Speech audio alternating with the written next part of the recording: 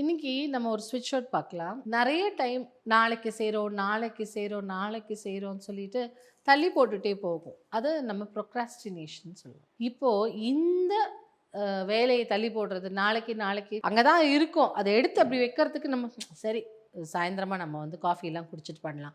அதுக்கப்புறம் ஏதாவது வந்துரும் தள்ளி போட்டுட்டே இருப்போம். சின்ன விஷயமா இருந்தாலும் சரி.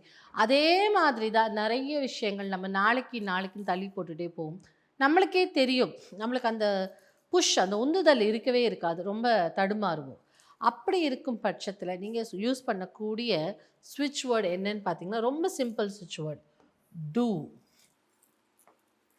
டூ, டூ, டூ, டூன்னு சொல்லிட்டே இருந்ததுன்னா, பண்ணு, பண்ணு நமக்கு நாமே சப்கான்ஷியஸா சொல்லிட்டே இருக்கும். அப்போ நம்ம அறியாமலேயே இது வந்து நம்ம செய்ய ஆரம்பிச்சுருவோம். இப்போ டூ சொல்றோம்.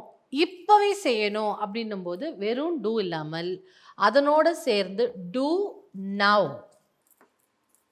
Two now, do now, do now அப்படின்னு சொல்லிட்டு இதையும் சான் பண்ணலாம். சான் பண்ணிட்டே இருக்கும்போது நம்மளுக்கு அந்த ஒரு மாரி ஃபட்டீக் சொல்லுவாங்க. போ நாளைக்கு பண்ணிக்கலாம். என்னது இப்போ என்னத்த சொல்லி, என்னத்த பண்ணி அப்படிங்கிற மாரி, அந்த மாரி எண்ணங்கள் எல்லாம் மாறி, டக்கு டக்குன்னு நம்ம வேலைகளை செய்ய ஆரம்பிப்போம். ஸோ டூ நவ் சேர்த்தே சொல்லலாம்.